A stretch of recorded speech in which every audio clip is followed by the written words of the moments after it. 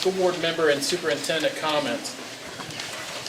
I would ask that if anyone wants to leave for these, that you go ahead and take care of that. We hope you will stay, but I also hope you will give our board members as much respect as they gave you during your presentations. We will start out, Mrs. Scruggs-Duncan. First, I think we should all just take a breath, because you know it's very tense in this room.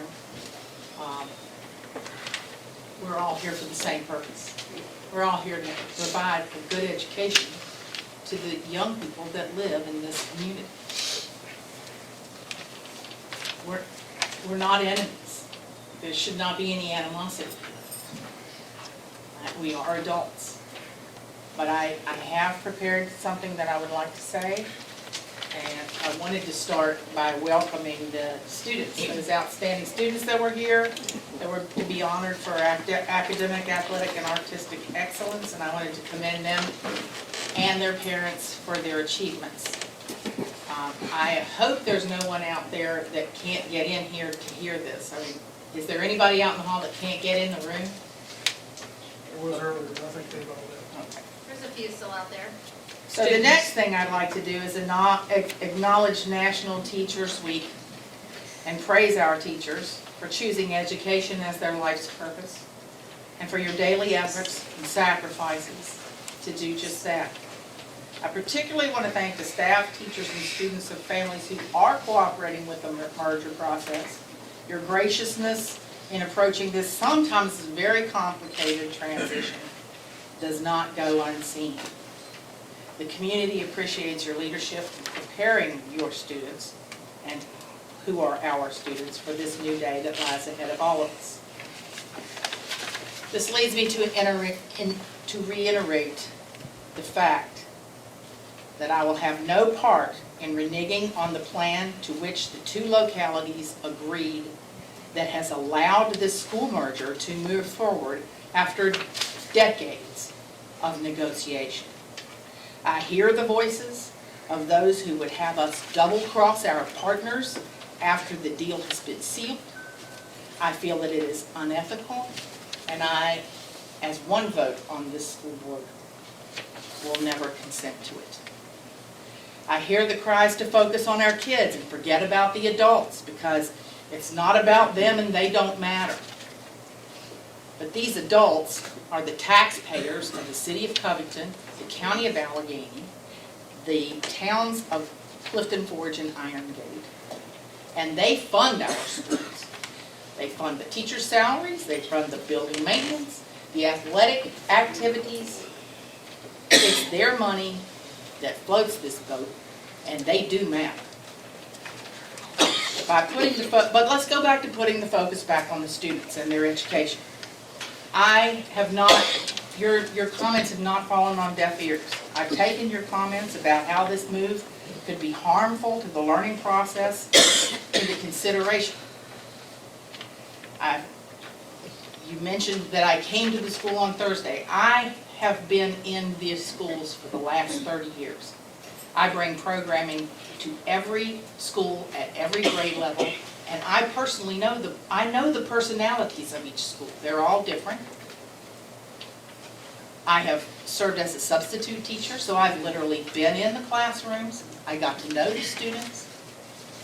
And additionally, I've done some performance research and a review of SOL scores from last year, specifically in the math classrooms that have been presented to us.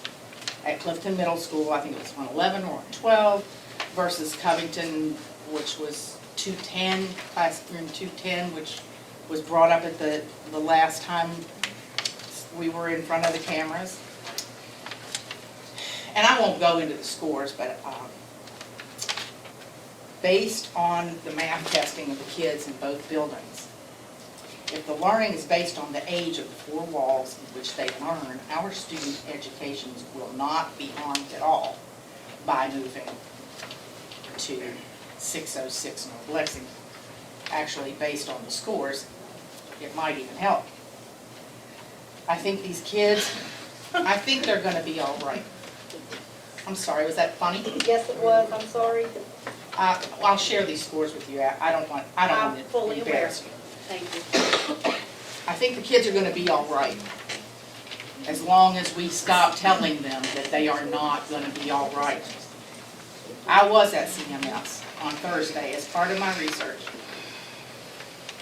And a student who overheard the conversation that I was having with that teacher came up to me and asked me directly, and I quote, "They are telling us that the place we are going to only has chalkboards, and that is bad. Is that true?" Said directly to me from a student at CMS. If we care about our students and we really want to help them, and I know you do, I mean, I see that you do. I'm sure that you care about the students. We all do. So let us help them feel good about the change that is coming. Not just for Clifton Middle students. Covington High School is going to be the melting pot where all of the elementary schools will reunite. CHS kids are going to have to go to Valley Ridge, Callahan, Mountain View, Sharon, Jeter, Watson. All these kids are moving around. And we have to give them a good attitude about it. We need to guide our students to unite with the other students in this school system in a positive way. You might not realize that you're poisoning their attitudes toward their new school and the other students already learning in that building. You might not realize that you're damaging the atmosphere and relationships with your coworkers who teach there now and have educated hundreds of kids in that building for decades. And I'm certain you don't realize that every time you come in front of a microphone and you bash what you have been referring to in public as a dump, you are insulting every student who has ever walked the halls of Covington High School, thousands of adults that have become doctors, nurses, and senators, and judges, and entrepreneurs, city managers, and also teachers. With the insulting the education that they got at 606 South Lexington as somehow inferior. So I implore you to join with the rest of the team and do your part to help us all make this adjustment. That's all I have, Mr. Wright. Thank you very much. I will remind you all to please, please, there will be no back and forth. We're all going to be adults here and act like adults, and we're going to act like this is a classroom. Mrs. Morgan. Yes. So I thought a lot about what I was going to say tonight, and every time I tried to write something down, I was unsuccessful because if you've attended any board meetings with me, you know I tend to speak from the heart. So I wanted to hear what was brought before us tonight, and I wanted to hear what you all had to say, and I want to tell you how I exactly feel about the situation. I started my career on the school board as an Alleghany Highlands Public School Board member in 2017. I've been an intimate part of the consolidation process, and although I was not on the consolidation committee, I have supported my peers who worked tirelessly on that committee. We've talked about it openly. We've had lots of public forums. I'm not defending anybody. I'm just telling you, since 2019, there truly has been no secrets. What I think has happened is it's getting real. We're closing this school year out, and we're getting to the next one where we start this adventure. I want to tell you that I hear your concerns. I'm concerned. I think, I would be a fool if I didn't agree that this was a political decision. Was a political decision. It very much was a political decision. I will tell you it was the right decision for consolidation, but what I can't tell you tonight is it the best decision. We don't know that yet. We haven't tried it yet. What I have tasked my peers with and the leadership at the central office is to be nimble and be quick. And when these questions, and I know we have answers prepared tonight, my peers have those, so I won't go into those. But when we approach these challenges, every question we've had, every concern that's been brought forth, we've gotten a reasonable answer. The team has worked hard. I trust in their plan. We have to trust the leadership as a school board because we put them in place. Are there going to be hiccups and problems? Absolutely. Might we have to change direction at some point in time? Absolutely. And that's what I challenge my peers with tonight. And I have personally, I've spoken to them individually, some of them. I've spoken to them as a group. I've spoken to the leadership, they all know how I feel, and I strongly feel like we have to go into this acknowledging the decision was made for what it was, and it was for consolidation, and that it's not going to be a perfect plan. There are real issues. We have to address them, but we're going to work together to move this plan forward as it was presented and as we all agreed to. And that's an important factor for us to consider and do. And that's what I have to say about that. I want to congratulate all of the students that came in tonight. I do hate, as I believe it was Ms. Goings said, that everybody couldn't hear their accomplishments, and I apologize for that because there were some really awesome accomplishments across our division, and I'm proud of each one of them. I also did some research. I thought long and hard about this as well. It is National Teacher Appreciation Week. Tomorrow is National Teacher Appreciation Day. And I know teachers do not go in it for fame or fortune. I read some statistics today that said that at least 10 states have record departures than any other year. And this is the reality. We're at nearly 50% of schools across the nation have vacancies. Teacher salaries have stagnated, whereas the cost of a college education has doubled in the time that teacher salaries have stagnated. And I'm very aware of those, and I want you to know that we appreciate our teachers, that I work very hard. I do a lot of behind-the-scenes conversations and questions. Just because you don't see, arguments or confrontations up here doesn't mean that we're not working behind the scenes and advocating for you guys, and appreciate all you do. So I hope you're shown lots of love this week because you deserve it. I would be remiss not to say we have nurses in the schools as well, and it's National Nurses Week, and they do a lot to care for our children and screen for them, a whole lot more than folks realize. So thank you to all of our school nurses. That's another area where we're very blessed in the Alleghany Highlands, is we have a school resource officer and a nurse at every building, and I'll tell you, schools across the country don't have that. So we are very blessed that our Board of Supervisors, our city councils have deemed that very important and given us the necessary funding to make sure that that stays in place.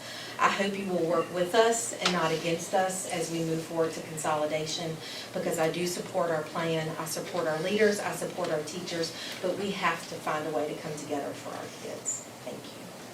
Thank you very much. Ms. Fitzpatrick. Good evening. I'd like to welcome everybody to the meeting today. I'd like to thank everybody for their attendance, for their comments. We have different opinions, but we're all here to serve the students and to support the staff and administration. I don't want to repeat some things that have already been said, but instead of a political decision, I think it was an economic decision, because all of the localities agreed to this, and the economics of this area is what keeps us together. Accomplishments that we did do, we were able to achieve salary equalization, better benefits packages, and a no-harm merger with job retention.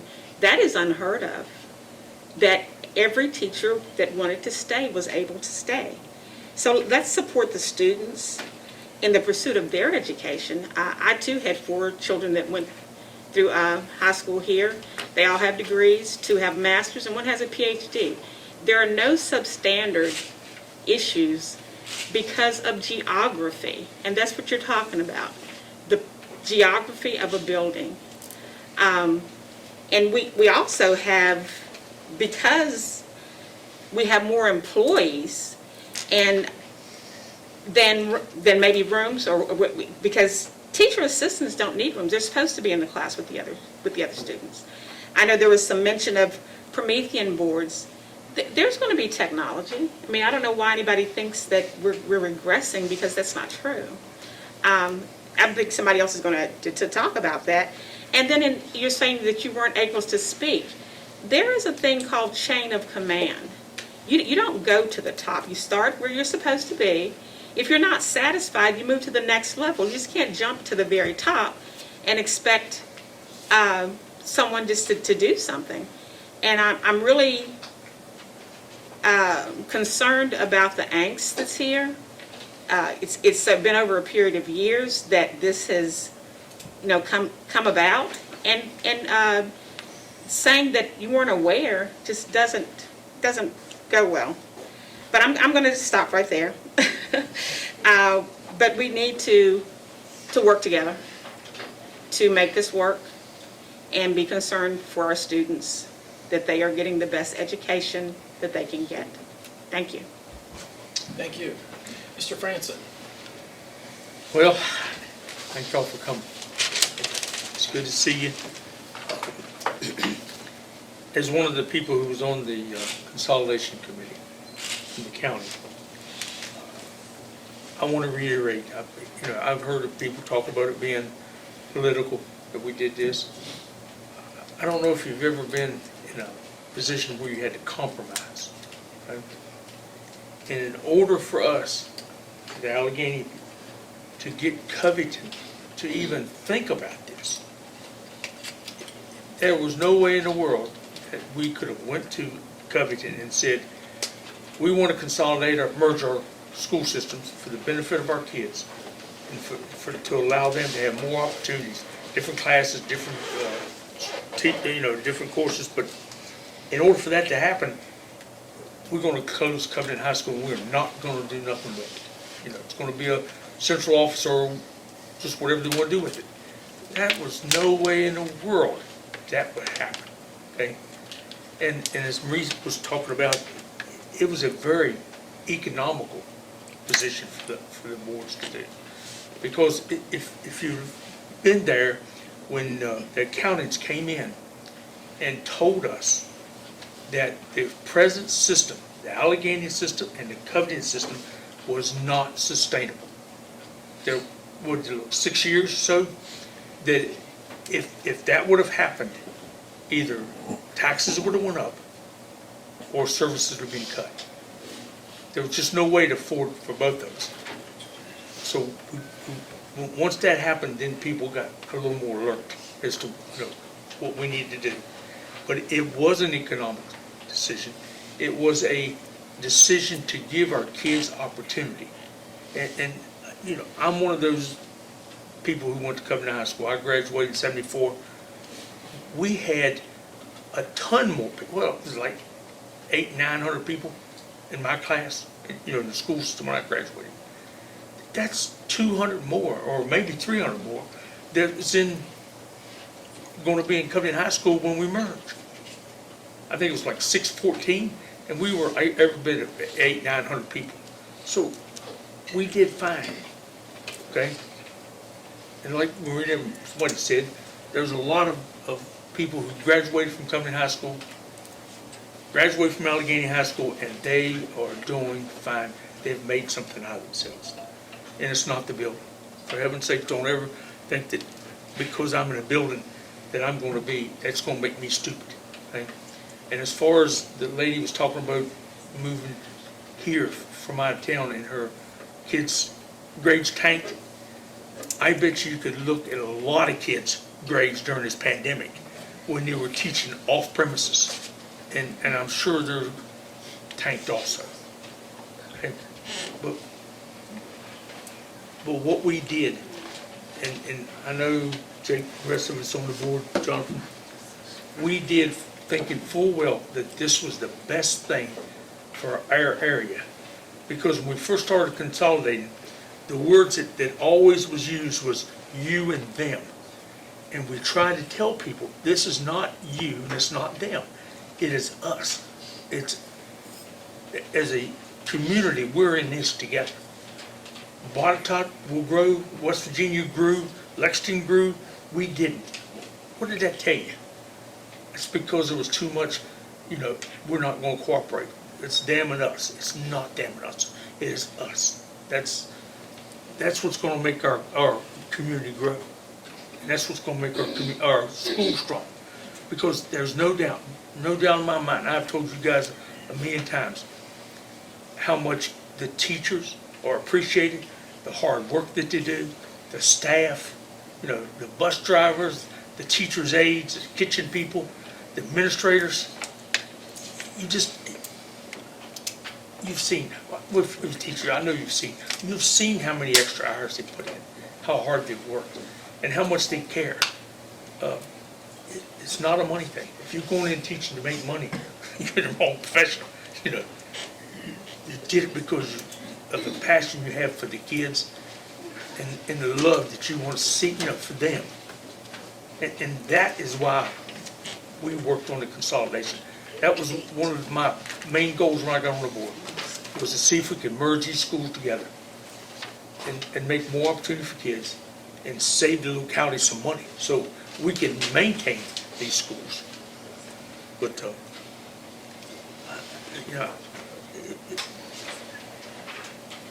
there was a lot of prayer went in this thing about what to do, how to vote. I don't know about the rest of my board members, but I'm sure they also prayed about this thing. So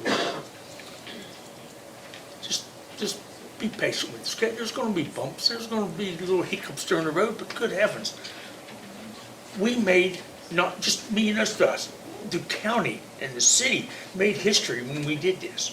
You know how many years we fought this battle? They didn't want to consolidate. 30 years easy that they fought this, and we did the right thing. Okay, just please be a little patient. When we find something that don't work, that's why we have them. They will fix it. Okay, they've been fixing stuff for the last 2 years. So, thank you for listening. Now, take up all your time. Mr. Littleton.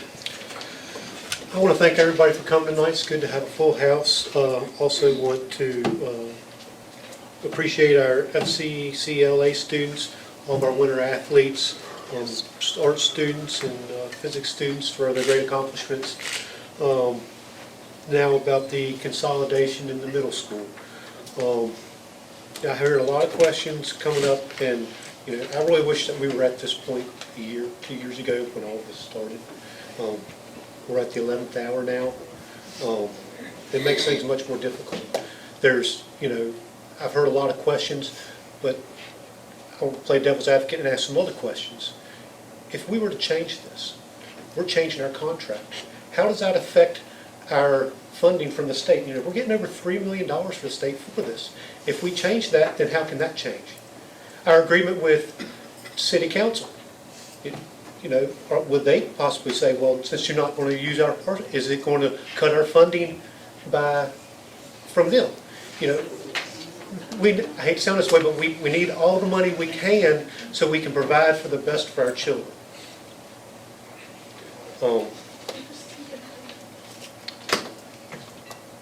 Thank you very much. Thank you. Mr. Eric. My turn already. Everybody, I apologize. I know you've been listening to everybody speak here. You've been listening to us. I appreciate your patience. Mr. Franson, I apologize in advance. I've got a few things I might go over your allotted limit for me. But I have been trying to listen intently to everything everybody's saying here this evening, and I really wish that this board could reach out to every single one of you and have a one-off conversation. Unfortunately, that is rarely possible for a school board of any size. I will say there's going to be several things here. I've either notes that I've taken from things that you all have said or things that I have seen in various media outlets, and I'll try to tick off some of these as quick as I can. First and foremost, September 12th of 2022, we had a speaker come before us here who spoke tonight, and that speaker said that they had a long list of questions and concerns. And of course, we invited them to do, as we've invited you all to do, and express those concerns. But as it related to questions that needed answered, what the board said was the most efficient way to kind of parse through that was to simply put it in email form and send it to us. Send it to our clerk, send it to us as individual members. 8 months and that email's not here. And that would be the most efficient way. I dare say there had to have been something in all of those questions and concerns in September of 2022 that is still relevant here today. And maybe there are some things that we could work through on a building level, on an individual level, hallway level, whatever the concern was. I dare say that we could have probably made progress in those areas, but we weren't. That's water under the bridge at this point. But just in light of that, we'll try to do this in the fashion that has been presented in front of us. We have mentioned politics. I've heard that bannered about in the public. This is a school board meeting. I'll toss out a few definitions, but I hate to inform every single person in this building right now is participating in politics. Every single one of us. You're either advocating that we do something, you're either serving like we are, or you're just a citizen, you've been here to listen, but that's still politics. When you leave here this evening, you will talk about what we have talked about, and that will be politics on a certain level. But that's not the sort of politics I think that some people will accuse others of being. The politics that I think has been bannered about that we have done is those activities characterized by artful and often dishonest practices. And I can tell you as somebody who has been a part of this process from the beginning, since I joined Covington City School Board in 2018, was part of the Joint School Services Committee, and then now Vice Chairman of this board, there has not been artful or dishonest practices as it relates to how we're going about the execution of this merger plan. And it is, as some of my colleagues have described. We sat down, we and as the Joint School Services, but all four bodies independently sat down and came to a compromise that was more than 40 years in the making. The usage of Covington High School as Covington Middle School itself represented a compromise in those historical discussions. So it's just important, as Mr. Wright gave us context before we had all of our speakers, I just think it's important to remember that. At one time, in the discussions of consolidation in this area, the folks from the city of Covington said, we want our school to be the high school. If that can't be, we don't want to talk to you. And then that changed in 2019, and we began to have discussions. And the question we asked ourselves then was not which building is the greatest and prettiest and the one that we like the most. What we said was, is doing this consolidation now in a building that, up to some of the recent feedback here, I think a lot of people concerned would have said that building was at least adequate.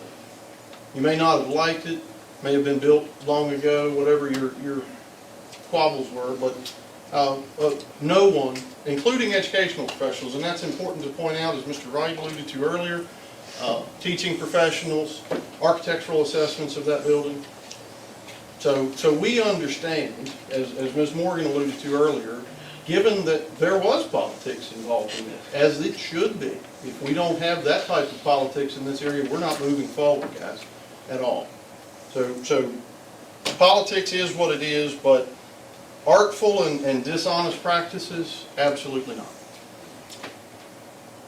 That does come, though, I will say some of the descriptions of that building, especially recently, in public, are, in my opinion, a touch artful, particularly when we are alluding to buildings that only contain chalkboards. The place my imagination went when I heard that description was a dungeon with a piece of slate nailed at the end with a few candles lighting it up. That's not the case.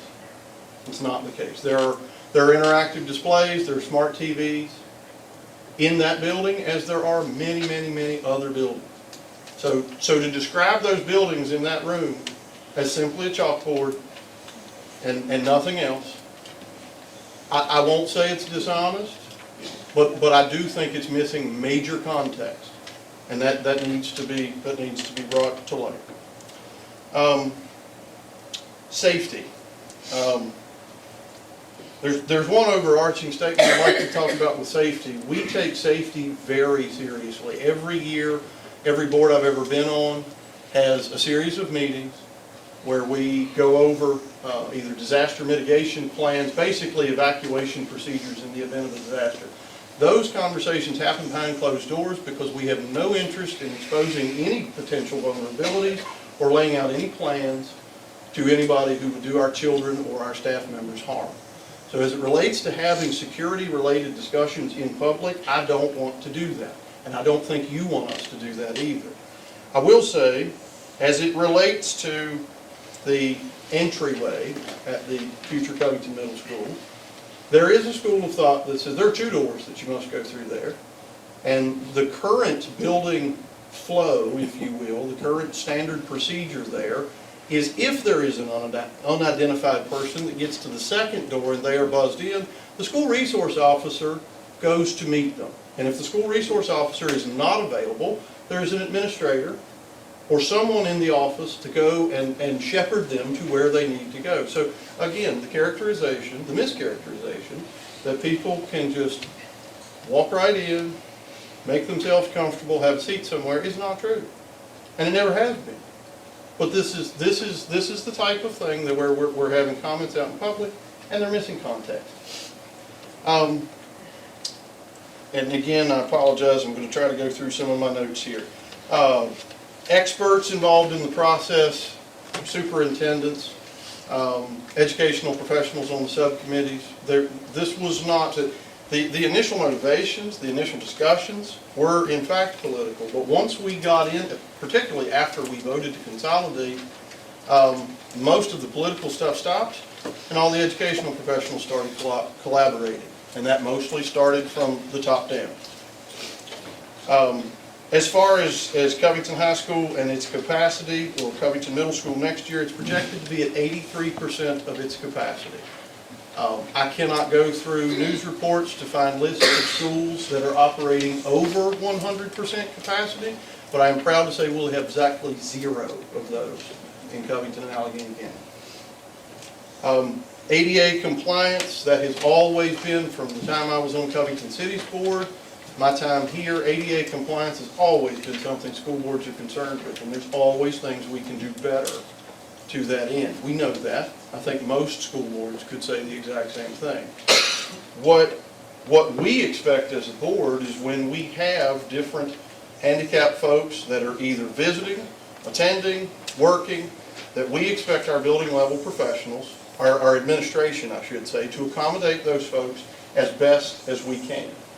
And if it requires board level appropriations to ensure further ADA progress, then I don't think we have no votes here just lining up ready to do that. It's a simple matter of the building administration identifying where there may be rubs, rough spots, adapting as Ms. Morgan suggested. We had heard comments about the Promethean boards. Just to clean that up, little tiny IT issue. Again, we have interactive displays at Covington High School today. Those will remain in Covington Middle School. They are a different brand than what is currently in Clifton Middle School. I have not operated them. I see some facial expressions, but I am described that this is similar to Ford versus Chevy, Apple, iPhone versus Android. So there, I'm sure, is a different user interface to these devices. And I am sure it will require a certain level of familiarization. But again, it is not as if they're not comparable in some way, shape, or form. The IT, don't need to call you out, Joey, and others, but from an IT standpoint, if we mix match these technologies, this Ford versus Chevy, that will cause them more issues as they're troubleshooting different issues that teachers have.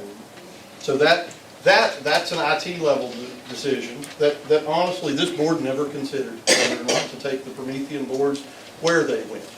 We also, as I should add, we have elementary classrooms that have 0 interactive board. So for the time being, those Promethean boards will be filtered out through the elementary schools as we can. And that's exactly the plan that we have there. I heard some comments about required classroom sizes, and I think that's just a little bit off. Department of Education does not require classroom sizes per se. There are recommendations. And there were, in the architectural assessment that was cited, there were some comments about, I believe, off the top of my head, lab space 8% smaller than what the DOE recommends. That is an important distinction. There's a difference between recommendations and requirements, and that needs to be realized. I've heard a lot of discussion that Clifton Middle School is a new school building. Clifton Middle School is a new building if I am a recent high school graduate. I graduated high school in 2000, and that I'd like to think that wasn't a long time ago, but it kind of was. What I can tell you as somebody that works every day in a building that was built in 1998, right on the precipice of a lot of major systems that need to be renovated, overhauled, worked on in some major way. So there's a honeymoon period with brand new buildings. And most architects, building people, engineers and things will tell you between 20 and 30 years is when that starts. So the idea that we have a brand new facility that will require nothing from us if we move away, that's not exactly accurate either. Couple more here, I'm almost done, Gerald, I promise, I swear. The history, this has been mentioned at least briefly before, the history of this consolidation efforts. Again, I need to underline and italicize the fact that what we eventually arrived on was a compromise many, many decades in the making. So there seems to be some suggestion again that the politics was just to appease this person or that person or to curry favor. No, we were following a very linear line of discussion that predated every single one of us, but for one reason or another we kept picking up in the same place that we left off. And again, that is politics, but to move this area forward, I don't know of any other way to do it. Last, I think, but hopefully I didn't miss very much, I have tried very hard throughout the entire consolidation process to keep my comments, my actions, everything that I have said and done focused on what I'm doing, my job as a board member. And I listened at various points where people would tell my colleagues that, well, I don't know why you're saying or doing these things. I don't know why you have an opinion. You don't have a child in the school. I do. I do. I have a freshman at Covington High School, and I have a wife that works in the office. If there are security concerns there, that concerns me to a very great degree. And the idea that I would support a plan that I thought put my wife in jeopardy from a safety standpoint, or my son, my daughter will be a rising 6th grader. So a lot of these problems and concerns, even from a building flow standpoint, they will follow me home if we have them. I assure you. I assure you. And I do not want to make the wrong decision. As Ms. Morgan suggests, we don't have a crystal ball. We can't see the future. But that brings me to my last point. It's a little bit more overarching. A little bit of communication goes a long, long, long way. And as was suggested earlier, I think by Ms. Fitzpatrick, there is a certain flow of information. And it's not because the board doesn't care, but the board can't possibly absorb every complaint about every facility from every staff member. We can't do it, guys. The flow should go to, in most building situations, to that assistant principal, those folks. And as Ms. Fitzpatrick said, if that can't be addressed there, if you feel stymied or you just can't get them, nobody will answer you, absolutely go up the chain. And ultimately that ends with us. So from my standpoint as a board member, and I'm sure my colleagues agree, we want good communication, a good flow of information between us as a board, our central office, our building level folks, but communication is a two-way street.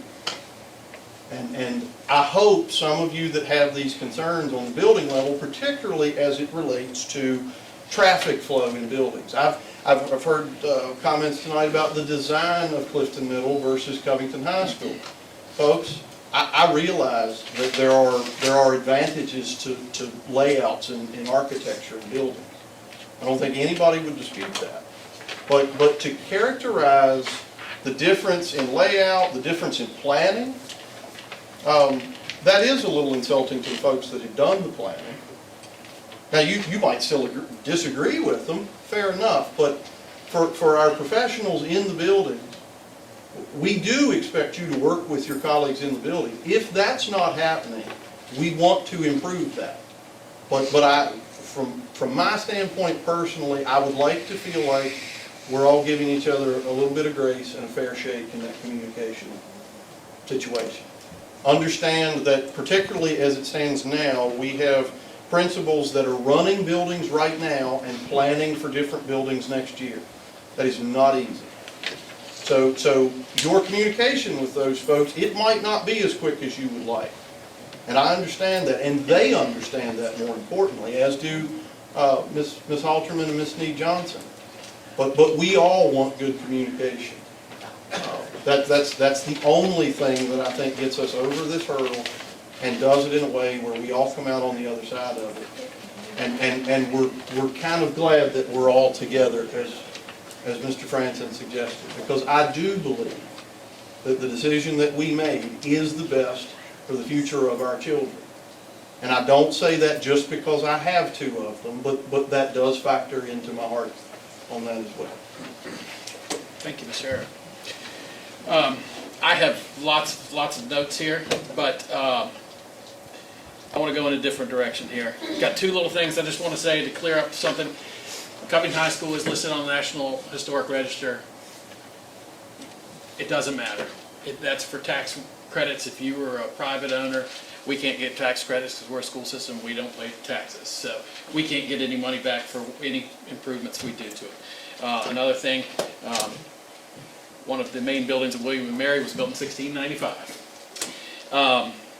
Going back to what Mr. Arrett said and Mrs. Goings, I no longer have any kids in the school system. When I got on this board, I had a child who was at the Boiling Springs Elementary right when it closed. That's what caused me to get on this. So these things cause people to do things. I do, however, have a young man that's very special to me that's in the back of the room that showed up a little late that helps me out on the farm sometimes, and it's just a great all-around guy. Dante Miller was just named Mr. AHS. He was one of our award recipients tonight for wrestling. He was a state runner-up and the region champion.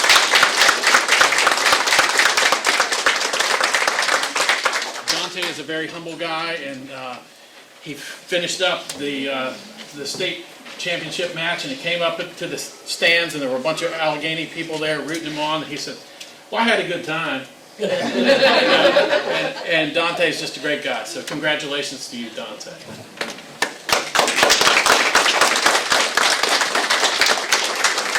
But I couldn't be more proud of our board. Some of the comments that were made, some of the thoughtfulness that went into our presentations. I'd also like to thank our crowd for being very respectful. We can all agree, disagree on things, but I know that in my heart that we're all in this together for the best reason, and it's for the future of the Alleghany Highlands. So I will pass it over to Superintendent Halterman.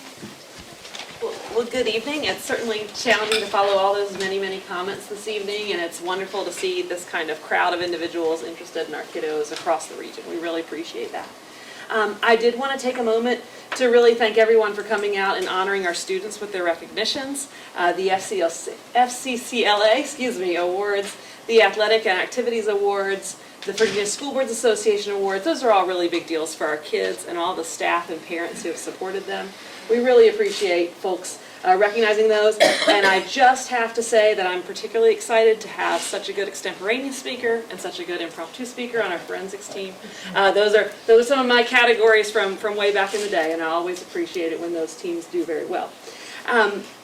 Additionally, it is Teacher Appreciation Week, and in a lot of the traditions of Covington and Alleghany and JRTC and all of us together, we try to honor all our school staff. During this time, we really appreciate what everybody does, no matter what their role in the school division happens to be. I again want to thank everybody for coming out tonight, and I do want to offer a little bit of reflection before I get there. I want to make sure that I thank that we've got some local officials in the audience. I know I've seen 3 members of the Board of Supervisors, and it's always wonderful to see them, a member of City Council. There may be others present that I'm not aware of because of the crowd, and I appreciate folks coming out and showing their interest.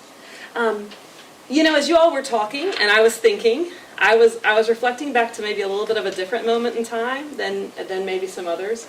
And I was actually thinking about March of 2020. I'm sure no one remembers what happened in March of 2020, right?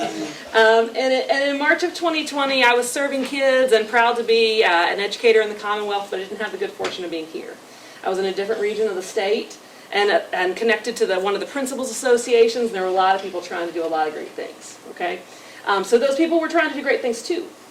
And then a few months later, kind of felt like a decade, right, before we get to 2021, but I wind up coming back home.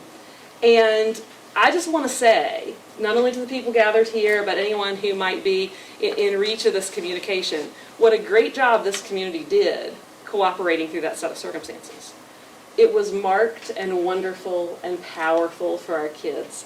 And that's not me putting down any other region of Virginia, but it's something that I can bring and offer as an outsider. I was outsider in that moment. I'm an outsider insider is what I like to say. Now it's almost like we have a similar opportunity again to cooperate. And I certainly understand people have different opinions and impressions of what that should look like, on what timeline that should occur, all of those kinds of things. But I just really want to sincerely commend this community because I want all of us in the Highlands to realize how great that time period was, and how much strength we had through that time, and how that strength can benefit us now, even as we work through more challenges and changes. I absolutely believe in our ability to accomplish things together, and that's really fun for me to say, because I remember when the rivalries were a little stronger and more intense in our community, as individuals have reflected tonight. I hope that reflection warms folks' hearts. It's really sincerely felt and meant. And Teacher Appreciation Week is as good at any time, as pointed out. It's good work, and it is complete and total evidence of our ability to cooperate and get through anything that's hard, whether we agree or disagree with a particular circumstance. So I certainly hope that's meaningful, and again, really thankful for everybody coming out tonight, and we're super thankful for all of our students who've done such great things. We'll actually have even more to recognize in June, because we have more accomplishments coming in. It is the end of the year. Academic awards are upon us. The high schools have both had their ceremonies, and of course, graduation's here in, wow, about 2 weeks. A lot of good things to celebrate. Absolutely.